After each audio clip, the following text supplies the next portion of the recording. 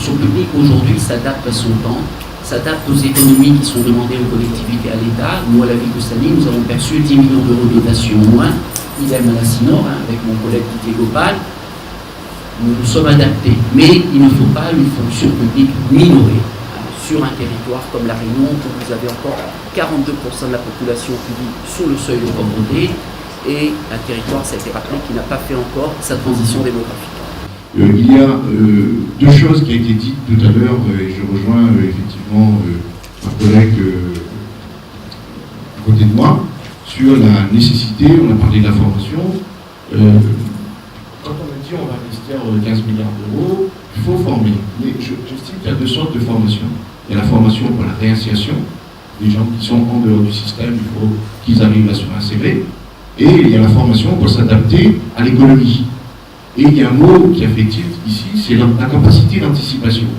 Si demain on exploite les ressources naturelles de La Réunion, il faut que nous ayons le personnel adapté pour répondre à ce secteur économique. Et pour qu'il y ait ce personnel adapté, il faut avoir un regard qui anticipe les besoins. Mettez sur l'agriculture, il va falloir qu'on retravaille aussi, parce que c'est aujourd'hui pas forcément au niveau de l'enseignement ce qui se dit, on parle d'agriculture traditionnelle.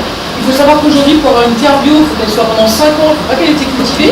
Donc il faut vraiment qu'on prenne en compte notre île pour mieux la préserver, et je pense que ça dépend justement dès l'apprentissage et dès l'école. Parce que si vous, qui êtes la jeunesse, n'êtes pas formé justement pour protéger notre île à tous les domaines, bah forcément, vous êtes la relève. Donc cette importance de l'écologie, elle est super importante dans tous les domaines. Dans l'agriculture, au niveau du tourisme, on parle souvent d'écologe, etc. Oui, c'est des choses qu'il faut prendre en compte, et on doit vraiment préserver. On a une île qui est magnifique, et on doit vraiment la préserver, et c'est dans tous les domaines qu'il faut la préserver. Donc oui, votre question, elle est super importante, mais je pense qu'aujourd'hui, on n'a pas travaillé suffisamment en amont, justement dans ces formations et dans la prise en compte de la préservation de notre île. Sur la question de la sécurité, l'environnement, je pense que oui pour un aménagement, oui pour un développement de l'île, mais pas au détriment en fait de ce qui nous propose et de ce pourquoi on est cher, de nos traditions et de notre environnement qui est exceptionnel. Donc on est l'un des rares territoires encore où on peut respirer correctement, on peut boire de l'eau un peu vivre de façon très saine, et ça je pense que c'est extrêmement nécessaire que nous, comme vous, la génération de demain, et que nous, dans nos choix, dans nos décisions qu'on prenne, on ne mette pas en difficulté les générations à venir. Et oui pour un développement, oui pour un aménagement, mais pas au détriment de l'environnement. En même temps, il ne faut pas non plus tomber dans l'excès inverse, c'est-à-dire de sanctuariser La Réunion pour justement mettre des freins partout et tout bloquer.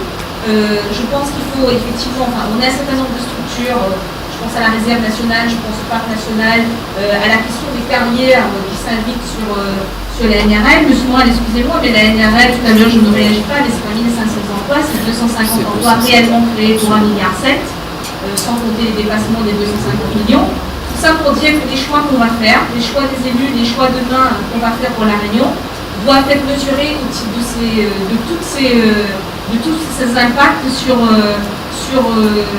notre économie. La Réunion et son développement doit servir l'économie locale. On ne doit pas subir en fait la dégradation sur nos santé, sur nos traditions, on l'a vu. Le parc aujourd'hui, il y a un certain nombre d'activités qu'on faisait avant qu'on ne peut plus faire. On ne peut plus publier dans des endroits, certains éleveurs ont été obligés de partir. Tout ça, ça crée des conflits qui ne sont peut-être pas nécessaires. Avec la réserve marine, on le voit, la question des activités nautiques et de la protection, c'est pareil. Et aujourd'hui, vous avez un taux d'équipement du solaire, je crois qu'il est le deuxième d'Europe. Donc c'est dire les progrès qui ont été faits.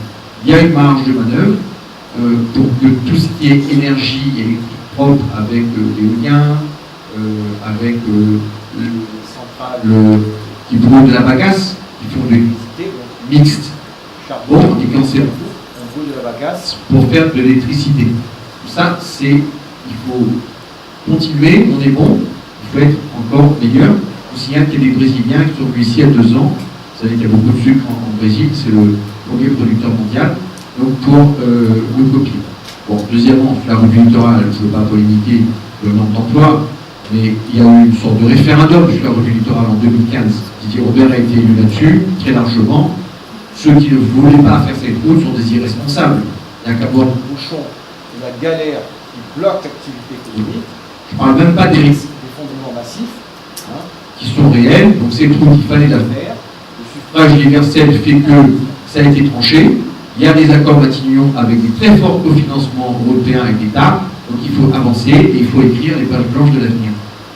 On a fait allusion au traité européen, on a fait allusion à l'agriculture. Sachez quand même que notre pays est reconnu comme ayant quelques difficultés parce qu'il n'y a que 40% de notre territoire qui soit utilisable pour l'habitation, l'agriculture, l'économie. Donc il faut gérer ce territoire vraiment avec beaucoup d'attention pour les 40-50 ans à venir. C'est très important. Aujourd'hui, on a un créneau à prendre. La moyenne de ces surfaces, c'est de 5 hectares contre 70 hectares en métropole. On a des surfaces à taille humaine.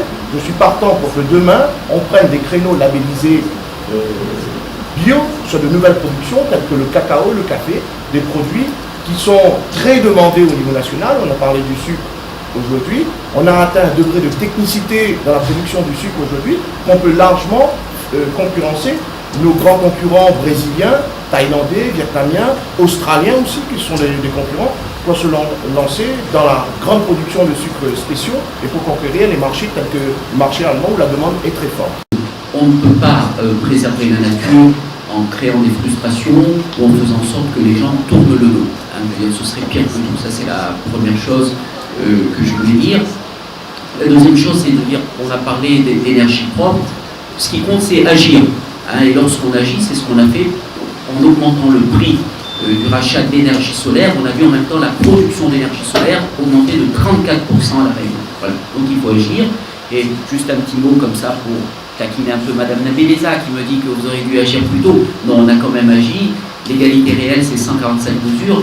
Et Karine Nabéleza le sait, même Thierry Robert a voté l'égalité réelle. Voilà. Aujourd'hui, on n'a pas abordé la notion de RSE, on ne va pas le faire maintenant. J'ai l'impression que tout ce temps est contraint, mais la responsabilité sociétale des entreprises, c'est une chose qui est fondamentale.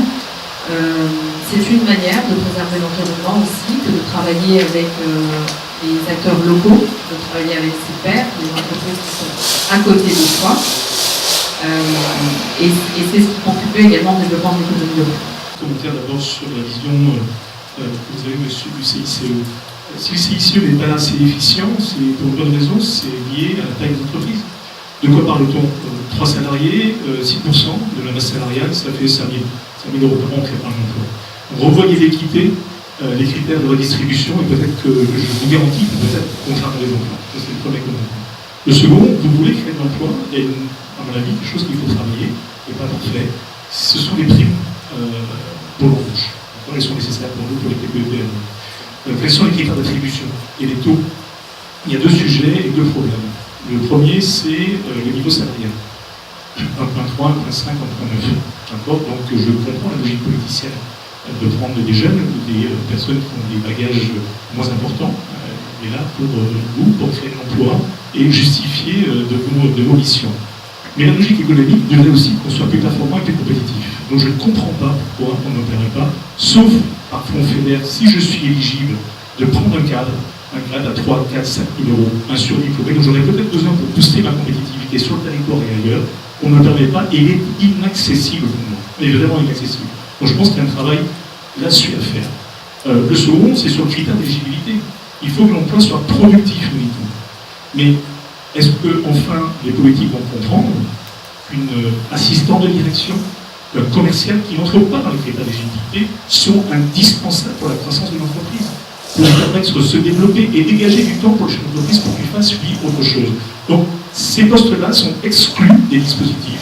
Tous les fonctions support, le marketing, la communication, la gestion, le secrétariat de la vente, sont considérés comme non productifs. Et je trouve que c'est une aberration. Donc je voulais avoir des sentiments sur ces sujets-là. D'abord sur l'accessibilité à des, on va dire, des salaires supérieurs pour ces primes à l'embauche, et également sur les emplois considérés comme non productifs, alors qu'au fond, in fine, ils le sont, parce que considérez bien que si nous réussissons à nous développer, derrière, peut-être que les jeunes et les postes parfois un peu subalternes seront évidemment récompensés parce que nous embaucherons dans la foulée. C'est une évidence. Merci.